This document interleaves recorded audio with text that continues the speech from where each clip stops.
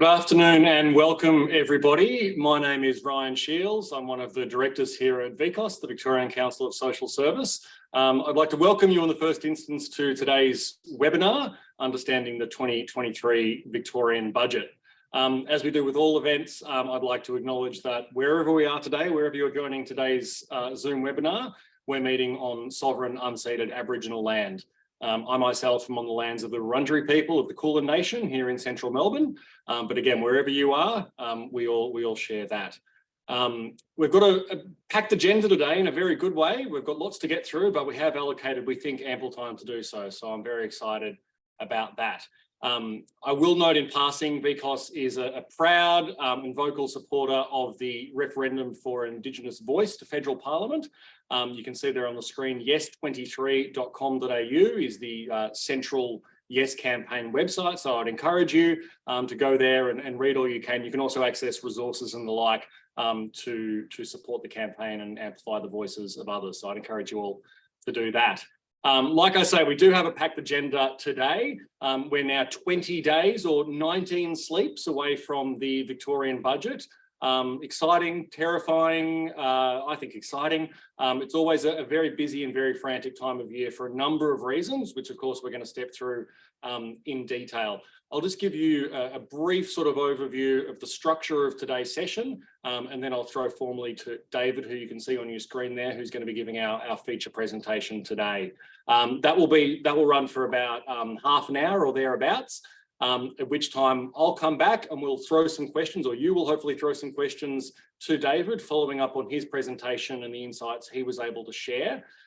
My colleague, Deborah Fewster, who's the VCOSS Director of Policy and Advocacy, will then join us as well. And she and I will jointly give a short presentation on the role VCOSS plays in the budget time period, specifically sort of what's happened up until now in the cycle, so since the election last year through until now. But I guess crucially, as we now get to this critical point, what the role of VCOSS will be over the next 19, 20 days, what our role will be on budget day, how we interact with you as our members in that time period, and then of course what it looks like in the week and immediate period after budget day as well. There is a lot to get through. When David is speaking, feel free to put your questions in, and I say this very deliberately, in the Q&A section in Zoom. Please don't put them in the chat.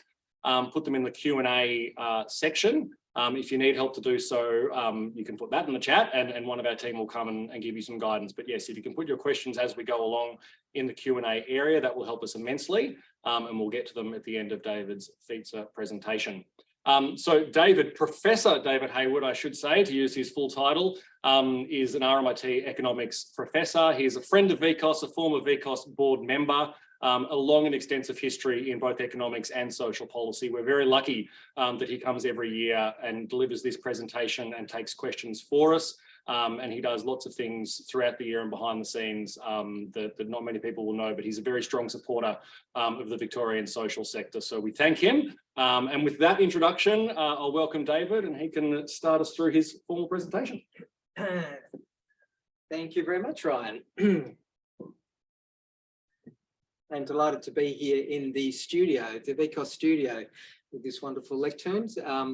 It's good afternoon, everybody. I see we've got 89 participants, which is also terrific because it's talking about the budget. And I'm always surprised when so many people not only come along to these sessions, but come along again and again and again, and obviously encourage others to listen as well. But what I'm going to do today in talking about the budget is try to make it interesting. I really love the budget because you've got a really dry topic with sets of figures, enormous amount of information. And the bit that I like is giving it life, like putting it into context. So my first takeaway for you is that as you get ready to go into that budget lockup in a couple of weeks' time, or even if you're not going into it, think about the context. Don't look at the paper. Don't just think about the numbers. Think about where do those numbers fit historically, politically, economically, because that's what matters. The budget coming up in a couple of weeks would be very different, even with the same sets of numbers in a very different context. So that's my first takeaway for you. So what I'm going to talk about today, I'm going to talk about aspects of the budget. If you haven't been in a budget lockup before, what do you do? Because it's daunting, right? You go in there and you get a big pack, a cellophane wrap pack of budget papers that run for thousands of papers. Where do you start? how do you make sense of what you've got before you? Is it worth looking at this budget paper or that budget paper? How do you work out whether things are going up or going down? Where do you go to? And I'm going to talk a little bit about the economics and the politics of this particular budget as well. So that's broadly what I'm going to talk about. I'll come back to a particular theme that I think will be on display. It's picked up really beautifully by this slide that Ryan put together and did a terrific job. You've seen a lot of the pre-budget announcements that have come up, and it's all about horror shows. Really terrible things are going to happen to us. You know what? I actually think this is probably overstated. I don't think it's going to be a good budget by any stretch of the imagination in terms of community services. I don't think it's going to be a terrible budget, but there's a context why it's going to be tough, and that's what I want to move into shortly. There are going to be some cuts and some programs that'll stop, but you're going to have to make a decision about whether the program has stopped because it's time for it to stop versus whether it's stopped because the government has said there's no money for it. You're going to have to compare that to the benefits that have been foregone and how that money might have been used for other purposes. All sorts of things are going to have to come into the mix. But what is the budget? For those of you who aren't familiar with what the budget is, it's the core bit of our parliamentary system. It's where the government of the day gets parliamentary approval to spend from the bank account. That's basically what it's out. And it used to be something much less than it is now, but it's become a bigger than being her media thing, where you get all of the media paying attention and trying to find headlines and get grabs really quickly. Like you're going to be sitting in a room with thousands of pages, and at the end of a 3-hour rapid read, you've got to come out with a press release that nails what's a complex story really simply. It's all about politics and theatre. The Treasurer is very good at making sure that his message gets across really well. Remember, that's probably the core bit for you on the day, is you've got to get your message across simply and clearly after a 3-hour quick dive into a vast amount of material. 4 volumes, previous budget papers there, 21, 22, they all look pretty similar. Got 4 volumes, one about finance, one about spending, one about funding. Whatever you do, as I'll talk about later, forget budget paper number 1. It's the gloss, it's the Treasurer's speech, it's what he wants you to hear rather than what the reality is. So don't worry about budget paper number 1, but always, always, always, first takeaway, think about context. Why is this happening at this point in time? And there's 5 budget papers that you're going to have before you. I've listed them all here. I won't go through them all, except for budget paper number 1. Don't worry about budget paper number 1. In fact, if you saw a video that I did with Brian a couple of years ago, I took budget paper 1 and I threw it over my shoulder and said, don't read this. So that's the way to remember. Don't look at budget paper number 1.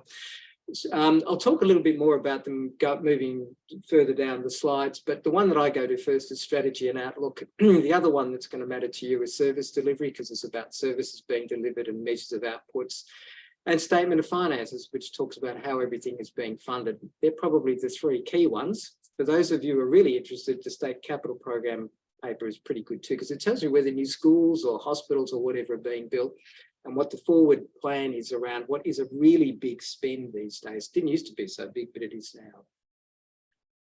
So let me start putting life to all of this. And what's the context? Look, the context is something I didn't think would happen in my lifetime, the return of big government. And it's not just here in Australia, but it's across the Western world. This particular graph I've taken from the IMF, and it shows government spending in Australia going back from 1945 all the way through to 21-22. And what's the really clear thing that's implied by that? It's that line upwards of government spending, steadying out around about the late 1980s, holding steady, but then gradually edging up to where we've ended up now, the highest level of federal government spending on record. And remember, a lot of that spending that we currently do is not officially accorded in the accounts. So superannuation, which you could consider as a government program, is not included in these figures. There's a whole lot of figures, there's a whole lot of things that governments have managed to be able to push on books. But even with that, the trend line is clearly upwards. Big government, after being promised it was dead, is back well and truly. And it's the same thing with Victoria as well. So this particular graph shows general government payments, another measure of spending for the Victorian government, going back to mid-Kennett years, 1996, 97, right through to 22, 23, as a percentage of the size of the economy, to try and put it in real terms. And you can see that spending, after having sort of settled at around about 12% of gross state product under Kennett, has gradually edged up once Labor returned to office and hit record. That might not look much to you, but 6 percentage points of gross state product is huge. Like, we're talking a vast increase in spending, record levels of spending. If you think about the broader context with the regulations and all sorts of other measures that were put in place during the pandemic, we're talking about big government on a scale we have never, ever seen before. And by and large, delivering very, very, very good social and economic outcomes. Interesting question will be, as these programs start getting unwound, what will be left in their wake? Interesting question. I think there's going to be some interesting research that will take place from here on in as programs disappear. Were we better off when we had even bigger government? Or do we really need to have the spending trimmed back in the way that it is? These graphs are taken from the budget papers and they just show that same thing about big government. So this is Victorian net debt as a percentage of the size of the economy going back to 2010-11. And you can see the trend line, it's a massive increase in government net debt back to levels that exceed the levels that they were when the Kerner government was in office. Again, I never thought that was going to happen. Now, a lot of that big increase is not because the government has been spending on anything. Most of it is actually spent on, as is shown in that chart to the right of the debt chart, on infrastructure. We have become massive spenders on infrastructure. So everywhere you go at the moment, there's a new hospital or new hospitals, and there's going to be more coming. There's new roads, there's new bridges, there's new train lines. Everything is still a mess because we've got all of this infrastructure rolling out, but it's going to start getting finished soon, and the place will be transformed. I think what are Victorians saying? They're saying they like all this big government. That's why they re-elected the Andrews government for third term. They like it because it means that we're getting things done. They prefer that to dithering and seeing cutbacks, because also underpinning it, there's an idea not only a government being able to get things done, but they have the confidence to get it done and a belief in themselves to deliver it. This bit of the budget, the infrastructure investment, I might say a little bit about later, because it's a bit that I find really interesting, because probably not enough is being said about it these days relative to what should be given the amount of money that's being spent. The politics, and it's something that I do like to remind people of. I reckon we struggle to look anywhere in the world to see a more social democratic government than our own. Its record of reform in a broad range of issues, from assisted dying to family violence, mental health. I mean, it's a vast reform agenda, LGBTIQ fairness agenda. It's an incredible agenda that's been prosecuted with great and tremendous success. And I applaud that because they've been able to do all of far-reaching, significant reforms that other states have been following. We've been able to do it at the same time as having secured economic success. But it raises the question of, having achieved all those things, and particularly during the pandemic, have we reached the limits of fiscal expansion? Have we reached the point where the government needs to start tailing back? And I think the answer right now is yes. There's a few reasons for that. One of them is because governments have been so successful. This era of big government has seen unemployment tumble back to 3%, levels that we wouldn't have thought possible. Not so long ago, economists were talking about 6% being full employment. Now it's 3%. And you can see in Victoria, we've hit that 3.5% unemployment level. And across the regions, in some parts of Victoria, Geelong and so on, it's down to 1% or around 1%. It's phenomenal what's been achieved. Well, we've also seen the return of inflation for the first time since the 1980s. And this particular graph just shows inflation in Australia and the advanced economies since 1980. Inflation's hit around about 7%. It's starting to fall, but it's up at historically high levels. Interest rates are also on the rise, so government debt means that becomes more expensive. Now, the one thing to remember when people say to you, oh, isn't it terrible interest rates are so high? They are high by comparison to what they've been over the last 10 years. We've been trailing at about zero interest, 0.1, 0.2% interest rates. Might be edging up to 4%, but in real terms, after inflation, they're negative, right? It's negative interest rates that we've got on the cards right now. That's very, very unusual, and it indicates a problem with the global economy. Post-global financial crisis in 2008, it still hasn't been fixed. All right, let me move on to the budget papers a bit while you're really on it. Just hold that context in mind as we talk quickly about I've got to talk quickly because I'm not going to run out of time. Budget paper number 2, strategy and outlook. The one that I go to first of all, because it gives you an idea of the intentions and the assumptions underpinning the budget. It gives you aggregates. You can look at the budget deficit and what will be projected surpluses. You can look at trends in revenues, in expenses.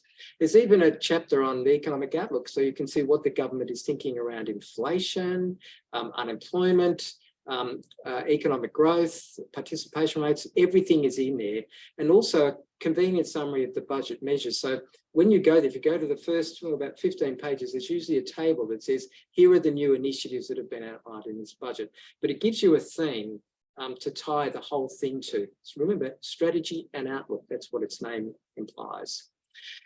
Starting point is usually for last year's budget. Last year's budget was projecting a deficit for this year, 2022-23, of about 8 billion. That's a big deficit by historical standards, falling to about 3.3 billion next financial year, and a surplus in 2020. Don't worry about those forward estimates. 4 years into the future, they're not worth the paper they're printed on. But what that does show is that there's a trend there towards a budget going from a big deficit, very big deficit, to a surplus over time. And we're at that point where the government is keen for that to happen sooner rather than later. The second table that I put up there shows the figures that were produced as part of the pre-election budget update last November. So it's like the budget being updated. Now, those figures actually looked a little bit better in the budget update than they did when budget was brought down. The figure that I just wanted to draw your attention to is that critical one of net debt to GSP, where the red arrow, the double-headed arrow is. You'll notice that back in May, it was projected to be 26.5% of the size of the economy. By November, it had fallen to 24.6%. Yeah, well, that's a pretty big fall. And look, that's partly because they sold a bit of the Vic roads and they put the money into repaying debt, but it's partly because of inflation, which means the economy is growing really fast, and so the real value of debt falls. So high inflation is not a bad thing for the government. It's looking at the real value of debt falling. You can then look at the summary of Labor's election commitments, which I did just this morning because I forgot about this in preparing this talk. But you remember that when Labor announced its financial summary going into the election last year, what you're looking at was a very, in fact, a negative set of promises in terms of recurrent initiatives. Governments don't do that. They don't go to an election saying that they're going to actually decrease spending on recurrent initiatives. They just don't do that. That's achieved by announcing new things, but also having cuts that outweigh what's being promised. Now, some of those cuts involve things that don't mean very much, but some of them are real program areas that have actually been that are going to fall by the wayside. They're actually listed in that summary. It's the same thing with capital spending. So what was interesting with capital spending is it's due to grow by about 8.5 billion. So still upward trajectory on capital spending, paid for by a mix of tricks and unallocated funds within the funding envelope.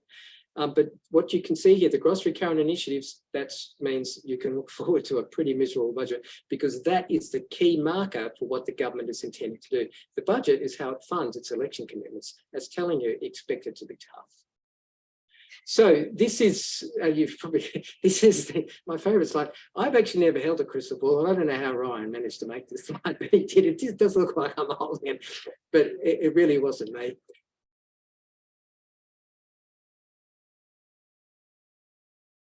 It's the operating account. So that's wages and salaries, payments to NGOs like yours. We just got a message saying my internet connection was unstable and I had nothing to do with that. So one's the operating budget.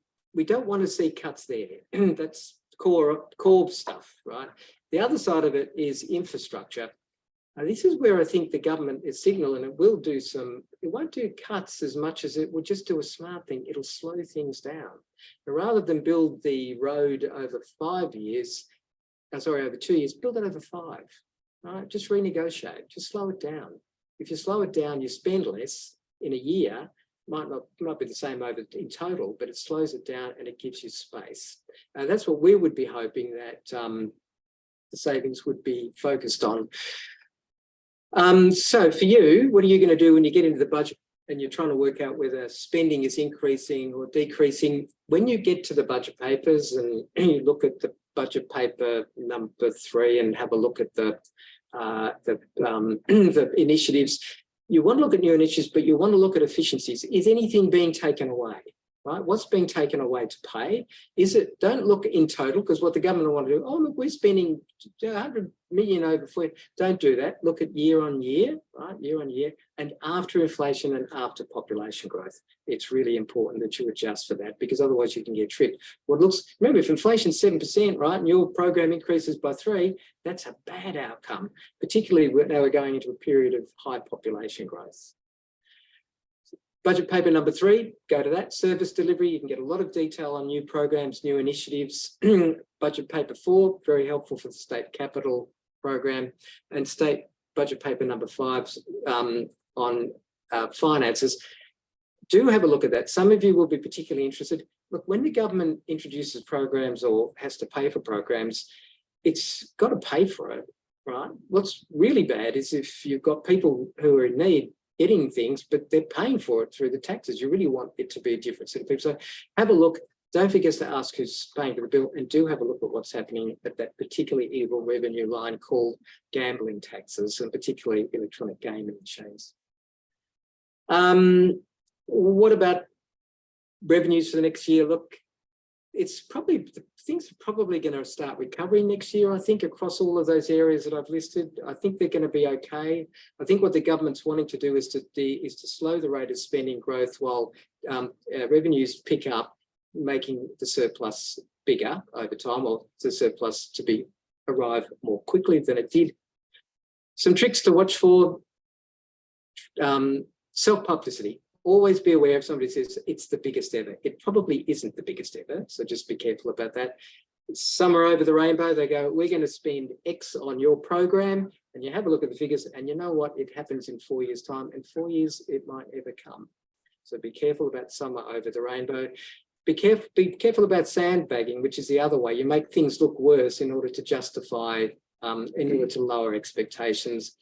Magic puddings. Privatisation is always presented as a free lunch. It never is. People pay, CityLink, tolls, right? It's somebody's paying. It's just that it's not happening through taxation. It's just you've got no choice because it's a monopoly charging what it will. So be careful of those tricks. A likely theme, my guess, my tip, it's going to be something like still building a better Victoria, social democracy, Victorian style. Look, I do think the government should be applauded for writing a new budget script during the pandemic. It's a remarkable set of achievements. What they did in increasing spending and supporting people through a very difficult time, massively beating their own expectations for a job recovery. It really is something that's worth applauding, but we're back to full employment, right? We're back to full employment, and it is time to moderate the growth of spending to bring things back into line. Just a concluding thought or two. Look, 2 years ago, I thought there's going to be cutbacks sooner or later because this has been a remarkably generous government. And what they've done, by the way, with all that spending and the debt during the pandemic, they've parked it in a $50 billion fund quite cleverly and say, we'll pay that down over time to try and get a line of sight on what's happening now rather than what happened yesterday. Look, I think we can expect a disappointing budget. There's enough that's been said before and during the election and now. But it's going to come off an unbelievably generous base. I think we should see this as a budget of the first year of a third term of a very successful social democratic government. I think we should be in it for the long term, and we should be thinking about rebuilding and starting to set an agenda that will see this government through for the remainder of its term, and setting it up hopefully for an even more exciting period of reform and improvement. And with that, Ryan, I will hand over to you. Thank you, David. Don't go anywhere though, because we're gonna plow through some questions now. So I will encourage people to keep those questions rolling in. Just while we wait for people to do that, I was intrigued when you had those first two graphs near the start of your presentation that had, you know, big government and the rise of big government, because both, of course, had that little southerly dip at the very end. And I'm wondering, is the era of big government over, or will we just moderate a little bit, but where, you know, is the world changed forever now? I think it's going to moderate a little bit, Ryan, but a lot of it has been pushed off budget as well, a lot of the spending initiatives. So I don't think there's going to be a change. In fact, it's interesting if you remember that the government that presided over the biggest increase of Commonwealth spending on record was a Conservative government that had a treasurer who said he loved Margaret Thatcher at the same time as he increased spending to record levels, because you know what happened around the world, and it's because they really didn't have any choice. Something's changing in capitalism that's in seeing the state get bigger and bigger and bigger. But look, in Victoria, just as an example, we have a big spend on infrastructure. None of it's with public, very little of it's with public servants. It's people who are employed by private contractors. So when you look at the figures, it actually appears that it's private sector employment. But you know what? It's private sector employment being pretty much wholly funded by government. We've got a question here from Noah saying, can these slides be circulated after the event? I should have said that at the start. Yes is the short answer. So we'll be circulating these slides and also a video recording of this event, also a captioned video recording, and we'll share that with the transcript. So you didn't say the second line. The second line was. What was the second line? You said that was a great presentation. Oh, I was going to get to that. Well, I don't want to give him a big head, ladies and gentlemen. Well, I wanted to get you to expand a little bit, because that was a wonderful overview and gave us that great context, political, social, and historical context. You do say it's going to be a disappointing budget. I suspect you chose your words very carefully, but I'll take you to task on it. How disappointing? Like, let's set some expectations here for people. Look, it's hard to tell. I think what can sometimes happen, remember there's been a lot of shifts. So you've got new ministers, new officers, and sometimes mistakes happen. So they probably will start with a global estimate of where they want the deficit, at what point they want this deficit to be in surplus, which I suspect will be next year rather than the year after. So they'll have the global estimate, then they'll go to the department and say, find us the cuts, find us the moderations and slowdowns, and mistakes can happen, right? And the bit that I'd be looking for is to make sure there haven't been mistakes made, and to concentrate on those. I really can't say, right, because the other thing that makes it so complex, it was such a massive expansion during the pandemic with programs that were always going to end. You've got those things ending at the same time as you may have other programs that you wouldn't want to end are going to be ended or slowed down because of the budget. So because of the wanting to move the budget. So I can't answer the question. It's tricky, but it's those unintended ones are the ones that to be particularly alarmed at, but especially right now when the cost of living is such a big factor for so many households. I did ask you a crystal ball question when, as you rightly indicated, you've never held a crystal ball. So thank you. We do have a question here specifically about housing and what can we expect there. I guess this question's coming off, obviously billions of dollars in spending in recent years, but we're now in this other stage. Yeah, look, I think we've seen all that we're going to see in terms of spending on housing because of the big housing bill that's still working through. So we'll wait and see that. I think we've got to wait for the federal government to try and do a deal with the Greens to get more money flowing. I think there's obviously a desperate need for more housing interventions, but I think what we're looking at, though, and Chris has asked the question, is a systematic failure of housing markets and government policy that goes over a 30-year period. I've got a PhD student who's just finished a PhD, Liam Davis, and he's done this fantastic work where he's managed to go back and sum all of the government subsidies to private landlords over the last 30 years and work that out. How many extra public housing units could have been built in that time period.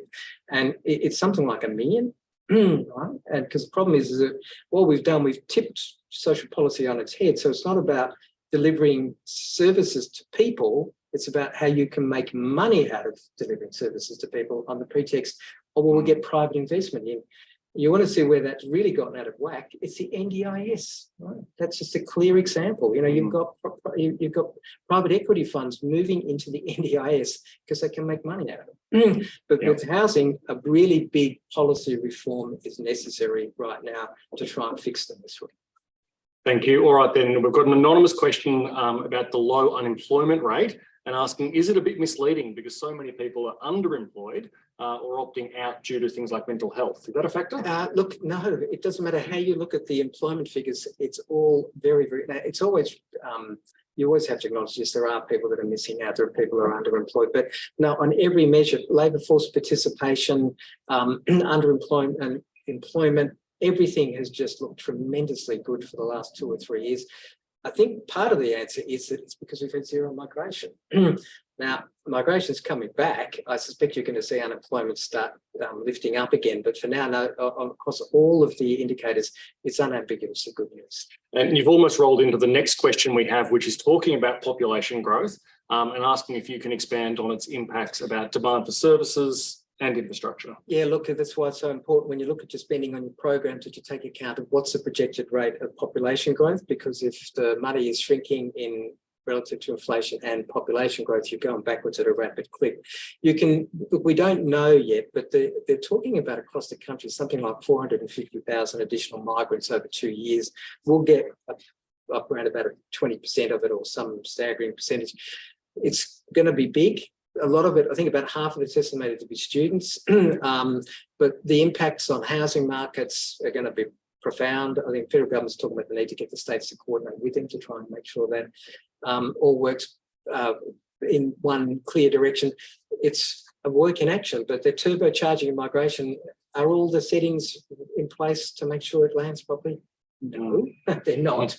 They've got to be done in action, but it's a sleeper, but a big sleeper. Yep.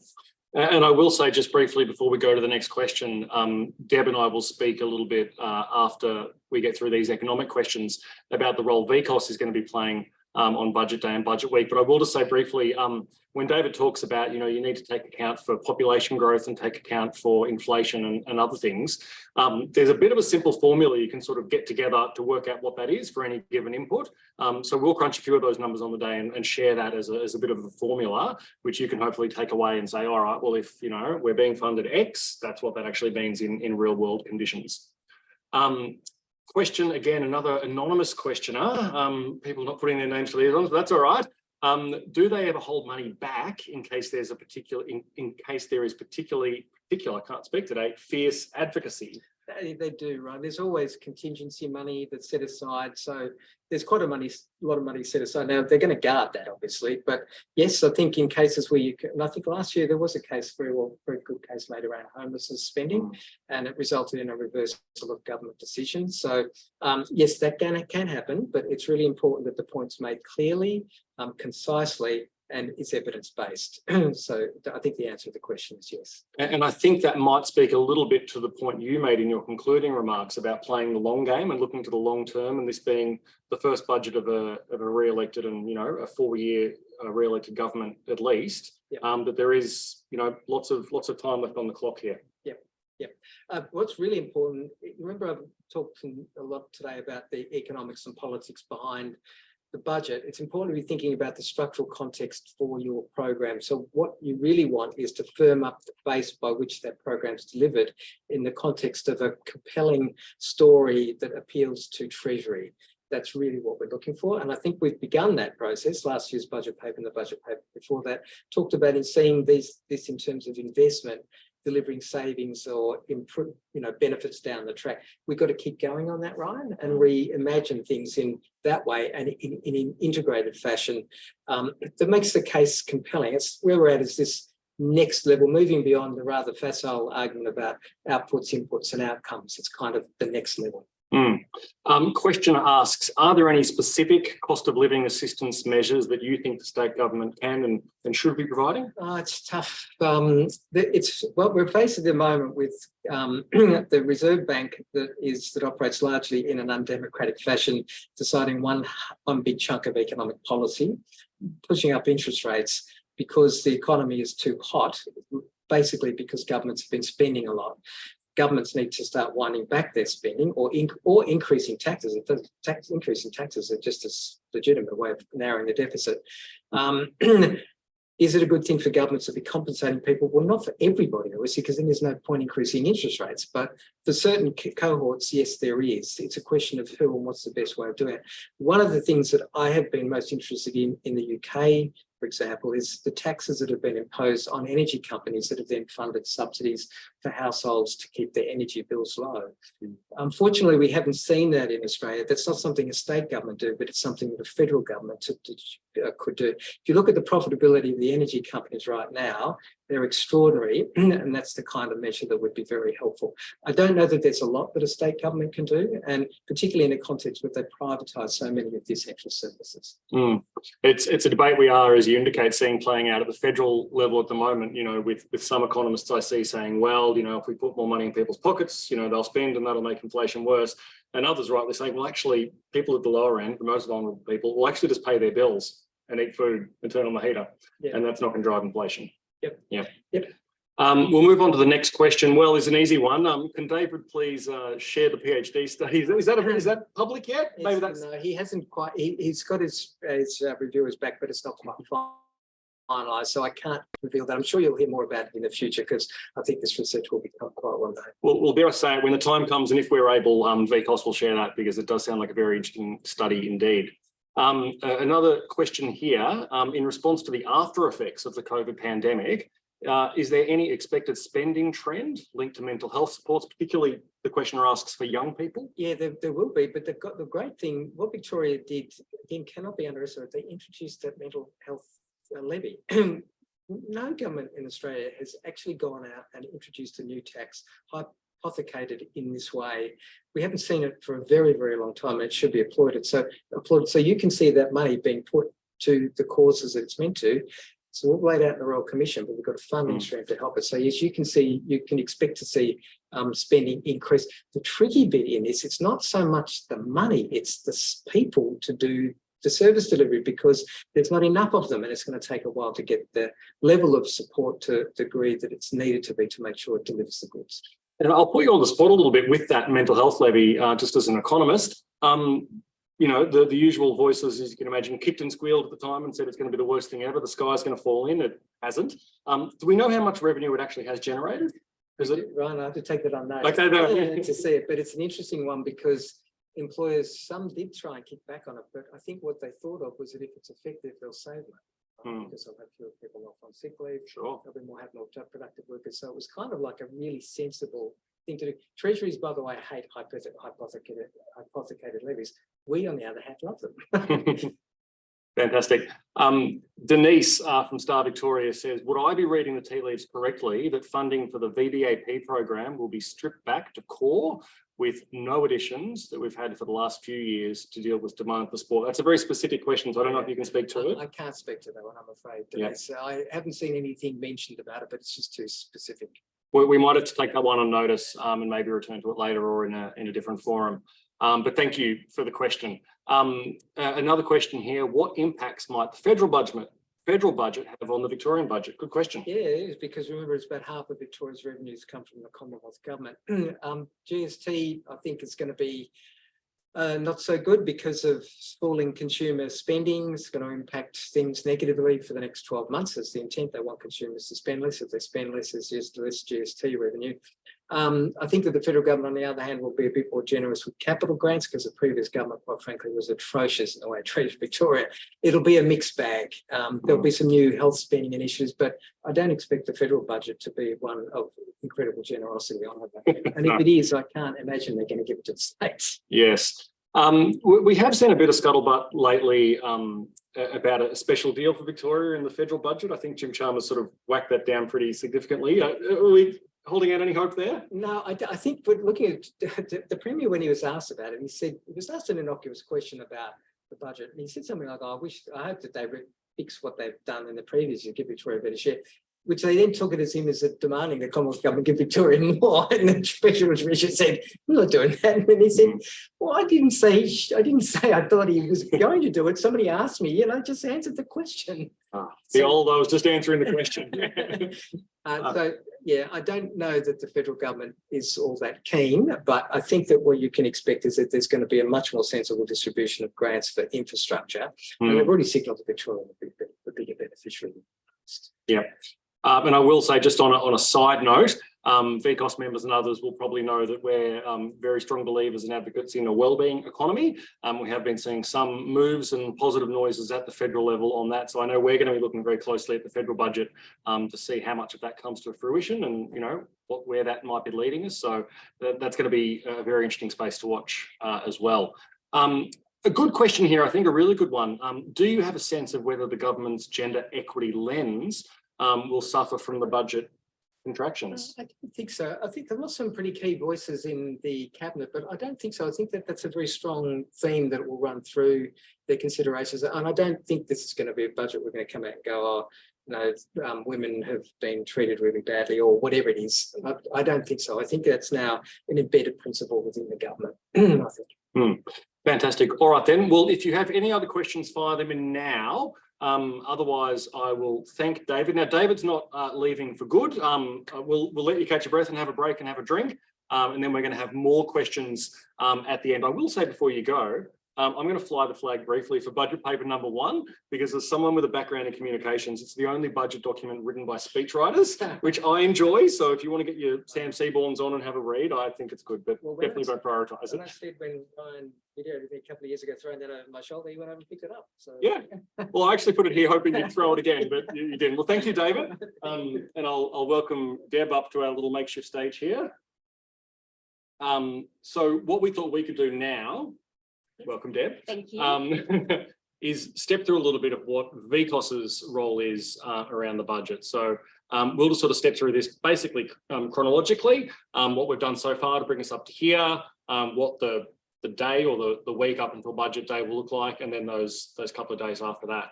Do you want to kick us off? What's been happening the last couple of months, Deb? Well, work's been happening, and I think it's important to kind of put in the context of this work has been taking place in terms of this budget influencing work since last year. So thinking about last year being the calendar year, being an election year, we spoke extensively with VCOSS members and also, I guess, critical friends outside of the VCOSS membership to really get a strong handle on what the sector's kind of policy and investment priorities were.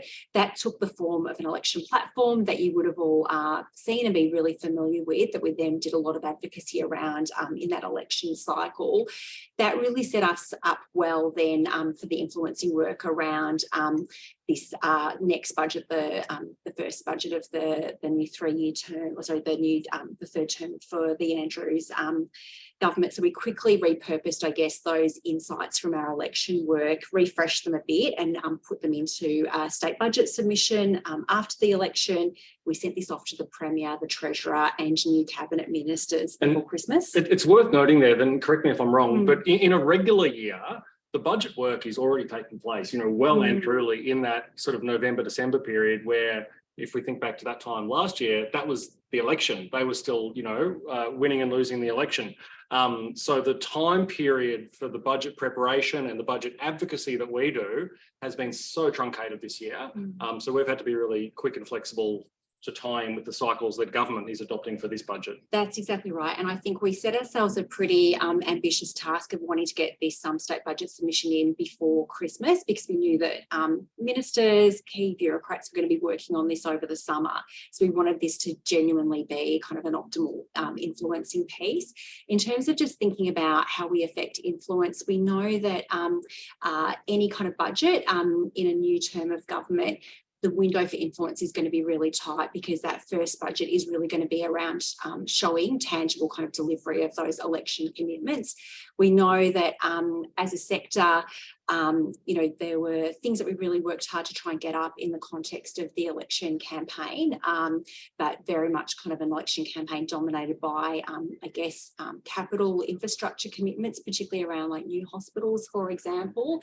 And so some of the kind of other initiatives that we would have liked to have seen all political parties engage with, very kind of challenging to get traction during the election. So we've really thought very carefully around that in terms of how we've kind of constructed our state budget submission, thinking about that kind of tight opportunity kind of for influence in any kind of, first budget after the election, but then with the additional challenge of this narrative around, we're in this environment of budget repair.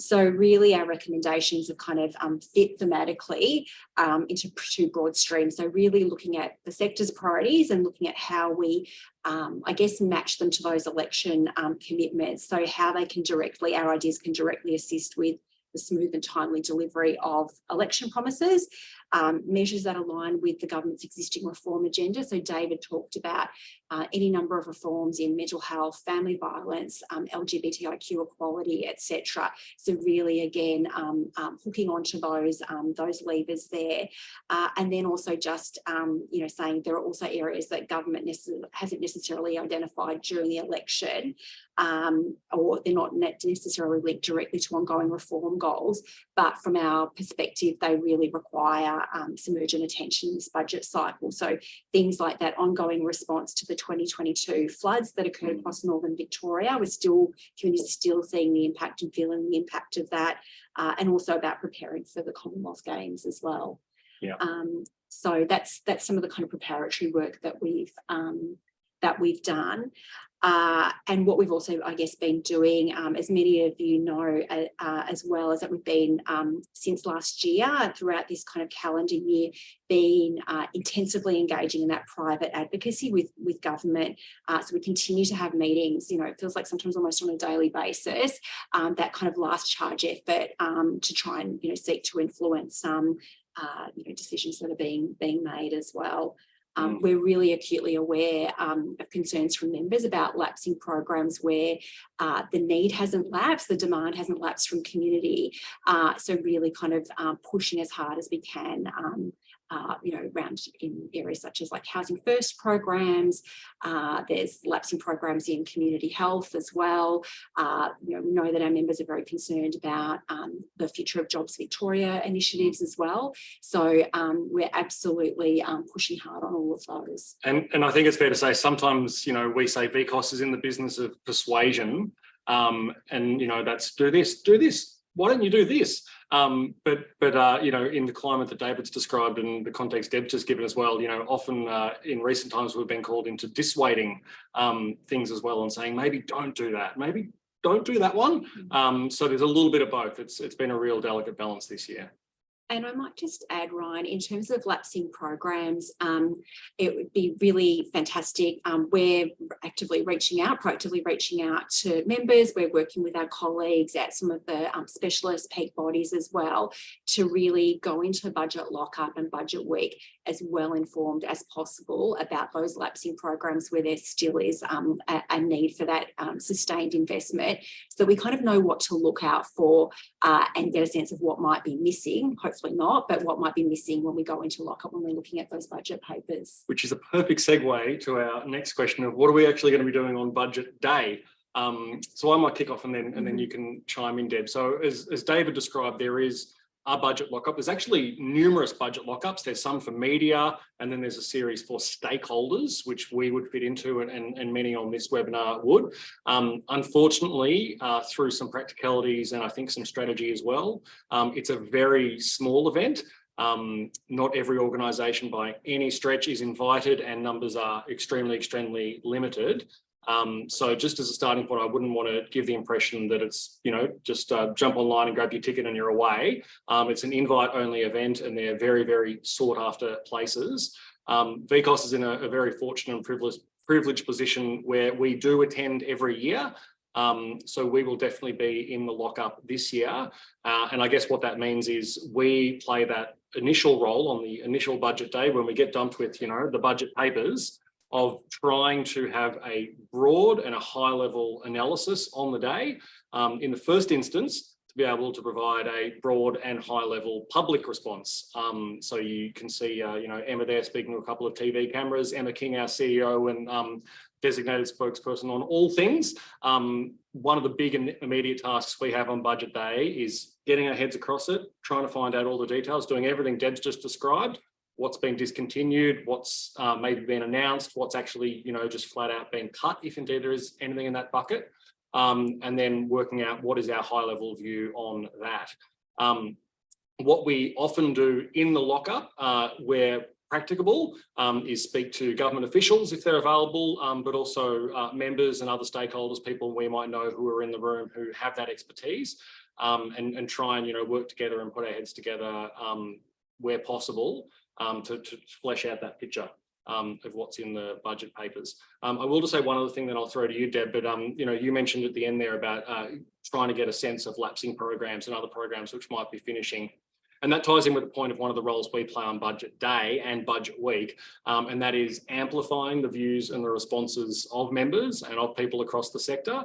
I've emphasised a couple of times, we play a high level and a broad role on the day, but we're not going to be down in the nitty gritty of every absolute thing, or at least not initially.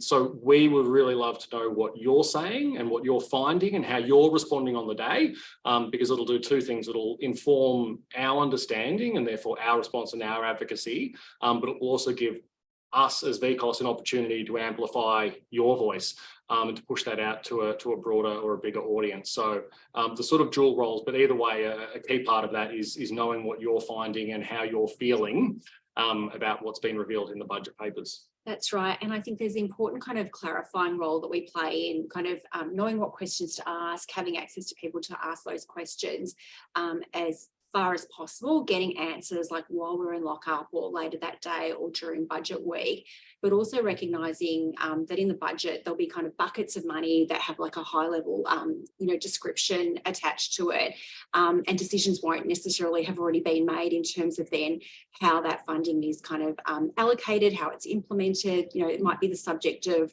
some kind of design work with the sector, so don't necessarily know what kind of like reach how that funding will be dispersed, for example. So there'll be a process by which we seek to kind of gather information and share that with the sector, but also it gives us a sense of what are the things that we can kind of influence where there are some funding allocations made, but there's still kind of the space to influence how that might play out as well. I guess recognising also that, sometimes it might take some weeks to kind of make sense of some really kind of nuanced areas of budget expenditure as well, but it will be a kind of key priority in the weeks that follow budget week. So it's not just about budget day or budget week. You're giving me all the segues here, because the next slide was going to say, what will we do in budget week? And the answer, as Deb just indicated, is that, and we sort of term them as snapshot or quick analyses. So we'll provide that, very initial, here are the main things we've found, bang, bang, bang. And we'll do it based on, thematic areas, like, health, mental health, like housing and homelessness, sort of key categories. So you can hopefully zero in on that and say, all right, let's have a read of high level understanding of the budget. So we will share those on the day, and like I indicated earlier, or sorry, I shouldn't say on the day because they will not all be ready on the day, but we'll share those as they become available. Some may be on the day, depending on how much material is there to go through. But throughout the course of budget week, we'll be doing that work and communicating that with you. Yeah, and the other thing I might mention, Ryan, as well, and again, don't want to give the impression that it's you register and it's a really kind of clear and transparent process, but a lot of the departments, the government departments, including the ones that our sector engages with, such as DFFH, Department of Health, Department of Education, so on and so forth, Department of Government Services, which is a new department post-election. A lot of these departments do run information sessions, sometimes on the evening of budget day, sometimes in the days that follow. We don't know what that will look like this year. Often it's very short notice in terms of getting an invitation to attend, so keep an eye on your emails in case you are one of the organisations that is fortunate to have made its way onto, I guess, a departmental stakeholder list. But VCOSS usually gets invitations to those departmental briefings. Again, that helps us build out that picture. It's an opportunity, again, for us to ask questions of ministers and departmental representatives as well. So again, it's just this, I guess, extensive body of work that we do to kind of build our knowledge and confidence in understanding what's in budget and what's missing. Yeah, and just to go back a step as well, even I did see one of the questions has already come in saying who will be in the lockup for the disability advocacy sector, and the truthful answer at this stage is we don't know. As far as I'm aware, no invitations for any sector have gone out yet. So while we speak, with some confidence that VCOSS will be represented there in the lockup on the day, we haven't formally been invited or accepted that invitation yet. So all of that is yet to come. So if you are normally in the lockup and you haven't received an invitation yet, probably don't start worrying yet. We are still 19 sleeps away from budget day. And equally, if you have a hope that you will get an invite this year, it's not too late. So those will hopefully be coming out in short term. One thing I will note for those who are lucky enough to attend the budget lockup, something that's changed in recent years is it used to be that when you went in and sat down, you got your budget papers and you could start going through them while there was a presentation from the stage. Sometimes that would be from the Minister for Finance. Sometimes the Premier himself would deliver that address. One thing they've done in recent times, I think for strategic reasons, is, bubble wrap the budget books, and you are not allowed to open them until the person speaking on stage finishes their prepared remarks. So you might be in the lockup for X amount of hours, but there's actually a bit of an exercise where the clock's being run down. So you get less time to apply scrutiny to the budget papers and to analyse them for what you would seek to find. So like David said, there's a lot of theatre and a lot of politics going on budget day, as well as it being a set piece economic event. And I might just add, Denise, as well, in terms of your very specific question about the disability advocacy sector and who might be in lockup. As many people know who are on the call today, VCOSS auspices the Disability Advocacy Resource Unit, which then supports the state-funded disability advocacy organisations that go by the acronym of VDAP. And so, Denise, I can absolutely assure you that that will be one of the sections of the budget papers that VCOSS turns to. It's really kind of, one of the kind of areas that we've highlighted in our pre-budget planning that we'll be looking at whether that sector is kind of going to be going back to just core funding. We know over many recent kind of budget cycles, there has been a recognition of like the extra demand on those organisations and that program, and there's been boost funding that's been built into the budget. So we'll absolutely be taking a look at that, and if there's any lack of clarity or the need to be advocating, rest assured that we'll be hitting up Treasury officials, etc., to be having conversations and asking questions about disability advocacy, as we will with all the other kind of areas of social policy investment as well. Fantastic. I'll make one more point and then we will get to questions. So any questions that anyone might have for Deb, for myself, or David, who will rejoin us in a moment, please put them in that Q&A area in the Zoom webinar, and we'll get to those presently. But the other sort of major set piece that we have for Budget Week is what has previously been the VCOSS Treasurer's Breakfast. This year we have moved it to a lunch. So hopefully you can see that on your screen now, but we're going to be holding a lunch with Tim Pellis, with the Victorian Treasurer, on the Friday of Budget Week. It'll be at the Park Hyatt in the CBD. It's free for VCOSS members to attend. There are some limits on tickets, and non-members can attend for a fee. But it's a really good opportunity because, like Deb has described, there's a lot of information, there's a lot of politics, just poured over our heads, and the ability to literally get the Treasurer in a room sort of 3 days later, hear him give a tailored presentation on the social policy areas of the budget, but then also take questions. Literally we're going to be raising our hands and saying, hey, Mr. Treasurer, what about this? What about that? How can you defend X? Why did you do Y? That's really powerful. And again, it's a real privilege for us to have the Treasurer front up every year and give that presentation and take those questions. Benita Kolovos from Guardian Australia, who's a wonderful journalist, will be our MC for the event. And we also have, look at this, David, a panel of economic experts who will be giving their sort of post-match analysis of the budget. So David will be joining us back again for that, and Angela Jackson, Dr. Angela Jackson from Impact Economics, will be also joining us for that also.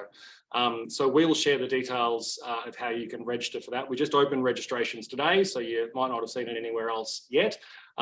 I did make a QR code because everyone loves a QR code now that we've come through the darkest years of the pandemic. So if you quickly scan that one with your phone, I'll leave it up for a moment, you'll be able to register for the 2023 VCOSS Treasurer's Lunch on the Friday. So I've given you time to scan that now. So I'll get David to rejoin us. And at the moment, there are no questions for us in the chat, which is totally fine. I said at the start that we did intentionally leave what we consider to be ample time for this session. We often run sessions like this where we throw it open for questions. And sometimes, to be frank, we've been caught short, or we've been a bit rushed, or we haven't got to them all. So we didn't want to end up in that position again today. So we've intentionally left more time than we usually allocate for those questions to come in and be answered.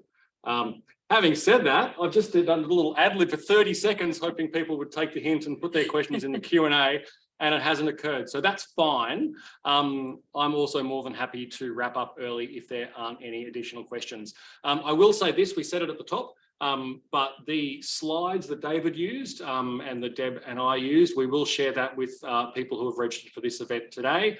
We'll also be sending around a video recording, which will be captioned, and the transcript of today's event. David did mention some videos we made in past years. David actually recorded a little video for each budget paper saying what it is and what it isn't and which bit of it you should care about. So we'll share those as well. They're a few years old now, but the budget papers frankly don't change that much.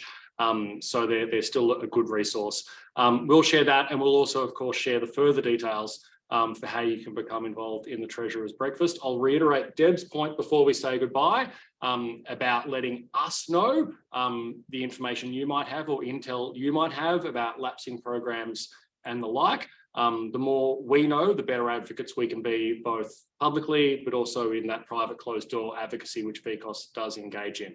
I've ad-libbed now for another 60 seconds. So look, we'll call it a day there. You all want to reclaim your afternoons, and I totally understand that. David, thank you again for your generosity and insights. We'll be seeing you on Budget Day. I think you're in the media lockup and then on Raph Epstein's show in the afternoon. So you can hear David on ABC Radio Melbourne. And we'll be seeing you hopefully on the afternoon of Friday the 26th at the Treasurer's Lunch. Thank you so much for joining us today.